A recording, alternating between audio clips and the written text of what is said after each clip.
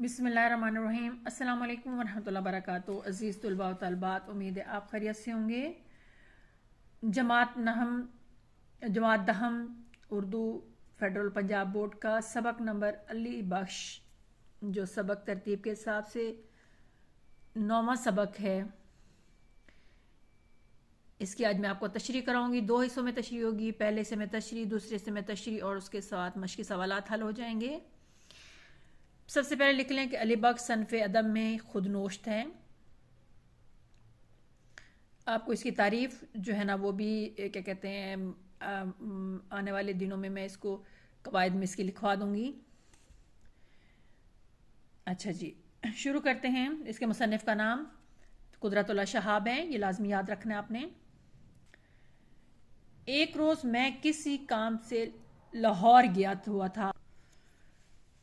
एक रोज मैं किसी काम से बाहर गया हुआ था। कुदरत शहाब अपनी बात कर रहे हैं कि मैं एक रोज किसी काम के सिलसिले में लाहौर गया हुआ था।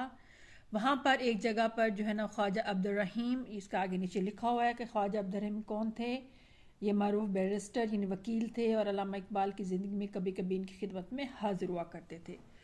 तो कहते उनसे मेरी मुलाकात हो गई। किसकी मुलाकात हो गई? कुदरतुल्लाह शहाब की मुलाकात हो गई। बातों बातों में उन्होंने बताया कि ख्वाजा अब्दुल रहीम ने बताया कि अल्लामा इकबाल के एक दरीना यानी पुराने और वफादार यानी बहुत ख्याल रखने वाले मुलाजिम अली बख्श, ये भी नीचे अली बख्श का लिखा हुआ है। अली बख्श तकरीबन 40 साल अल्लामा इकबाल की निहायत वफादार खिदमत गुजार रहे। शादी के कुछ अरसे बाद उनकी बीवी फौत हो गई तो उन्होंने फिर शादी नहीं की। किसने? अली बख्श ने। तो अली बख्श को अल्लामा इकबाल की खिदमत के सिलसिले में हुकूमत ने इसकी खिदमत के सिलसिले में लायलपुर एक जगह है जो फैसलाबाद के बिल्कुल करीब है, वहाँ पे एक मुरब्बा यानी 40 जो है 100 कनाल मुरब्बे में होती है, तो वहाँ पे ज़मीन जो है अता की यानी तोहफे के तौर पर दी। वो बेचारा कई चक्कर लगा चुका था लेकिन इसे कब्ज़ा नहीं मिलता था, क्योंकि ज़ाहिर है ज़मीन अलाट तो कर दी जाती है लेकिन जब तक कि उसके नाम नहीं होती और उसको कब्ज़ा नहीं मिलता तब तक इंसान परेशान रहता है। क्योंकि कुछ शरीर लोगों ने यानी कुछ बदमाश लोगों ने इस पर नाजायज़ यानी गैर कानूनी काबिज थे यानी कब्ज़ा कर चुके थे। बदमाश शरीर शरारती देख सकते हैं, लेकिन यहाँ पे जो है ना वो बदमाश के तौर पर आएगा कि नाजायज़ गैर कानूनी तौर पर काबिज से कब्ज़ा कर चुके थे। ख्वाजा साहब ने फरमाया यानी उन्होंने कहा कि झंग लायलपुर के बिल्कुल करीब है। क्योंकि झंग में कौन काम करता है? क्या तुम अली बख्श कुछ मदद कर सकते हो? झंग जो है ना वो जिसमें क्या कहते हैं कुदरतुल्लाह शहाब जो है ना वहाँ पे काम करते थे। तो वहाँ पे किसी वहाँ पोस्ट पे थे। तो ख्वाजा अब्दुल रहीम कहते हैं कुदरतुल्लाह शहाब से कि आप झंग में होते हैं तो लायलपुर आपके बिल्कुल करीब है, तो क्या आप तुम अली बख्श की मदद नहीं कर सकते? मैंने फ़ौरन जवाब दिया, यानी कुदरतुल्लाह शहाब ने कहा, मैंने फ़ौरन जवाब दिया मैं आज ही से अपने मोटर कार में झंग ले जाऊंगा और किसी ना किसी तरह इसको ज़मीन का कब्जा मैं दिलवा के छोड़ूंगा, यानी ज़रूर दिलवाऊंगा। ख्वाजा साहब मुझे यानी ख्वाजा अब्दुल रहीम जो है ना ये मुझे ये मतलब कुदरतुल्लाह शहाब को जवेद मंजिल यानी रिहाइश गाह जहाँ पे अल्लामा इकबाल के जो है ना वो बच्चे रहते थे वहाँ ले गए और अली बख्श से मेरा तारुफ कराते कहा, यानी जान पहचान या सलाम दुआ कराई। ये झंग के और कहा कि ये झंग के डिप्टी कमिश्नर हैं, तुम फौरन तैयार होकर इनके साथ गाड़ी में बैठ जाओ, ये तो बहुत जल्द तुम्हारी ज़मीन का कब्जा दिलवा देंगे। अली बख्श किस कदर हिचकिचाया यानी बहुत थोड़ा सा झिझका, उसको थोड़ी सी शर्म आई, अजीब सा लगा और बोला सोचिए तो सही, यानी आप ज़रा सोचें, इस बात पर फिक्र करें कि मैं ज़मीन का कब्जा लेने के लिए कब तक मारा पारा फिरूँ, यानी इतनी मुझे परेशानी उठानी पड़ती, कब तक मैं परेशानी उठाऊंगा? कब्जा नहीं मिलता तो खाए कढ़ी में, यानी क्या कहते हैं जाए जहन्नम में, भाड़ में, जिसे हम कहते हैं ना जहन्नम में जाए। लाहौर से कहता है अगर मैं जाता हूँ ये लाहौर, ये अल्लामा इकबाल का घर छोड़कर जाती हूँ तो अल्लामा इकबाल का जो बेटा जवेद है उसको नुकसान होता है, यानी उसको परेशानी होती है, मेरे बगैर वो क्या करेगा? और जवेद भी क्या कहेगा कि बाबा किन झगड़ों में पड़ गया है। जवेद अल्लामा इकबाल के बेटे का नाम है, कि वो क्या सोचेंगे कि बाबा को जो हमारा इतना पुराना मुलाजिम वो किन कामों में लग गया है। लेकिन ख्वाजा साहब के इसरार पर, इन कहने पर वो मेरे साथ एक आध रोज़ यानी एक आध दिन के लिए झंग जाने पर चलने पर आमादा हो जाता है, यानी राज़ी यानी तैयार हो जाता है। जब वो मेरे साथ कार में बैठ जाता है तो गालबन यानी मेरे ख्याल में उसके दिल में सबसे बड़ा वहम या डर ये है, यानी हो सकता है उसके दिल में सबसे बड़ा वहम या डर या खौफ ये है कि शायद अब मैं भी यानी कुदरत अल्लाह शाह अपने बारे में कहते हैं कि मैं भी बहुत से दूसरे लोगों की तरह अल्लामा इकबाल की बातें पूछ पूछ कर इसका सर खपाऊंगा, इसको परेशान करूंगा। कि ज़ाहिर अल्लामा इकबाल के मुलाजिम हैं तो सब लोग जिनके साथ पास बैठता होगा ज़रूर से सवाल करते होंगे अल्लामा इकबाल के बारे में। लेकिन कुदरत अल्लाह शाह कहते हैं लेकिन मैंने भी अज़म कर रखा, मैंने भी इरादा किया, मैंने भी सोच रखा था कि मैं खुद अली बख्श से मुतल्लिक अल्लामा इकबाल के बारे में कोई सवाल नहीं करूँगा, क्योंकि अगर वाकई वो अली बख्श की ज़िंदगी का एक जुज़ है, एक हिस्सा है, तो ये जौहर यानी अर्क, ये निचोड़ खुद ब खुद इश्क और मुश्क की तरह जाहिर होकर रहेगा। इश्क कहते हैं मोहब्बत करना। जब आप किसी से इश्क करते हैं, किसी भी चीज़ से हो सकता है, इंसान भी हो सकता है, कोई चीज़ होती है, तो मुश्क यानी उसकी खुशबू, यानी उसका जो है ना दुनिया को पता चल जाता है कि यानी अगर आपको किसी से इश्क है तो आप उसके बारे में हर एक को पता चल जाए, उसकी खुशबू हर जगह फैल जाती है। मुश्क कहते हैं खुशबू को, यानी इश्क और मुश्क की तरह ज़ाहिर होकर रहेगा कि अगर अली बख्श ज़िंदगी का हिस्सा हैं तो ये खुद ब खुद जो है ना इश्क और मुश्क यानी हज़रत अल्लामा इकबाल की जो मोहब्बत है वो खुद ब खुद जो है ना वो मुझे नज़र आना शुरू हो जाएगी अली बख्श के अंदर से।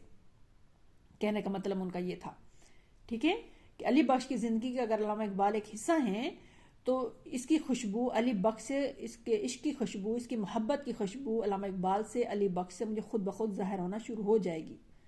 ठीक है, मेरी तवक्का कहते हैं पूरी, यानी मुझे अपनी बात पर भरोसा था, या मुझे मेरी उम्मीद पूरी होती नजर आई। और थोड़ी सी परेशान कौन खामोशी के बाद, यानी थोड़ी देर खामोश रहने के बाद अली बख्श मुझे यूं घूरने लगा, यानी मुझे यूं तकने लगा, देखने लगा कि लगता है ये अजीब शख्स है, यानी जो डॉक्टर साहब की कोई बात नहीं कर रहा। यानी वो परेशान अली बख्श है कि ये पहला बंदा मुझे देख रहा हूँ जो डॉक्टर साहब के बारे में, अल्लामा इकबाल के बारे में कोई बात ही नहीं पूछ रहा। आखिर उससे रहा ना गया, यानी वो सबर ना कर सका और एक सिनेमा के सामने भीड़ भाड़ यानी मजमा हजूम देखकर वो बड़बड़ाने लगा, यानी मुंह में कुछ कहने लगा, क्या खुद ही मतलब बताना शुरू हो जाता है कि अब जब किसी से मोहब्बत हो तो उसकी खुशबू यानी उसकी बातें इंसान खुद ब खुद करने लगता है। यहाँ कहने का मतलब पीछे ये था इश्क और मुश्क। तो वो अली बख्श खुद ही कहना शुरू हो जाता है कि मस्जिदों के सामने तो कभी ऐसा रश नजर नहीं आया, यानी ऐसा हजूम या ऐसी भीड़ नजर नहीं आई। तो खुद ही कहते हैं कि डॉक्टर साहब भी यही बात कहा करते थे। फिर एक और जगह कहते हैं मैं, यानी कुदरत अली शाह कहते हैं मैं पान खरीदने के लिए रुकता हूँ तो अली बख्श बेसख्त अचानक बगैर इरादा किए बोल उठता है कि डॉक्टर साहब को पान बिल्कुल पसंद नहीं थे। फिर शायद मेरी दिलजोई के लिए मुस्कुरा कर कहता है, यानी मुझे खुश करने के लिए मुस्कुरा कर कहता है, हाँ हुक्का खूब पीते थे, अपना अपना शौक है, पान का हो या हुक्के का हो।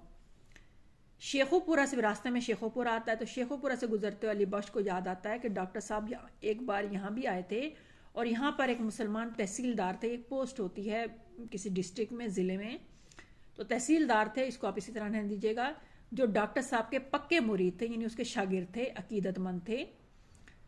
उन्होंने दावत दी थी। डॉक्टर साहब को पुलाव और सीख कबाब बहुत पसंद थे।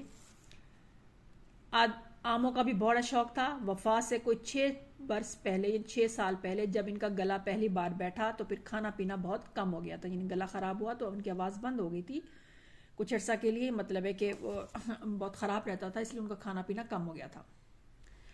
अब अली बख्श का जहन बड़ी तेज़ी से अपने मरकज़ के गिर्द घूम रहा था, यानी अल्लामा इकबाल के सोचों में गुम था, अल्लामा इकबाल के बारे में बात कर रहा था, उनके जहन में अल्लामा इकबाल की बातें आ रही थी।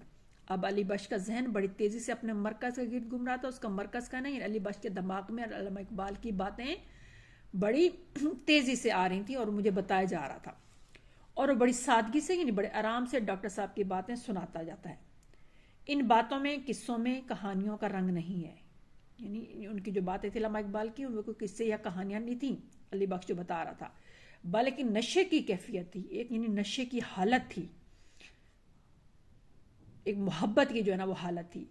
जब तक अली बख्श का ये नशा पूरा नहीं होता, यानी जब तक उसका बात पूरी नहीं होती थी, या जब तक वो अपनी मोहब्बत का इजहार अल्लामा इकबाल से नहीं कर पाता था, गालबन यानी हो सकता है इसे जहनी और रूहानी सुकून नहीं मिलता, यानी ना उसे जहन का सुकून मिलता और ना ही रूहानी उसको तसल्ली होती या सुकून मिलता।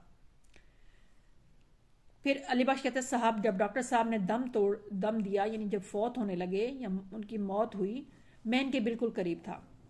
सुबह सवेरे मैंने इन्हें फ्रूट साल्ट पिलाया, यानी फलों के जूस में नमक मिला के पिलाया और कहा कि अब आपकी तबीयत बहाल हो जाएगी, ठीक हो जाएगी। लेकिन ऐन 5 यानी बिल्कुल 5:10 पर इनकी आंखों में हल्की तेज तेज नीली नीली सी रोशनी यानी चमक यानी रोशनी आई और ज़बान से अल्लाह ही अल्लाह निकला। मैंने जल्दी से इनका सर उठाकर अपने सीने पर रख लिया और इन्हें झंझोड़ने लगा यानी हिलाने लगा, लेकिन वो रुखसत हो गए थे, नहीं वफात पा चुके थे। कुछ अर्सा खामोशी तारी रहती यानी थोड़ी देर गाड़ी में वो खामोश रहता अली बख्श। फिर अली बख्श का मूड बदलने के लिए यानी उसके तबीयत खुश करने के लिए मैंने भी इससे एक सवाल कर बैठा कि हाजी साहब क्या आपको डॉक्टर साहब के कुछ अशार याद हैं? अली बख्श हंस कर टालता है यानी इनकार कर देता है। मैं तो अनपढ़ हूँ, मुझे इन बातों की भला क्या अकल, मुझे इन बातों की कोई समझ नहीं है। तो कुदरतुल्लाह साहब कहते मैं नहीं मानता, मैंने इसरार की, मैंने बहुत बार कहा, आपको कुछ ज़रूर याद होगा।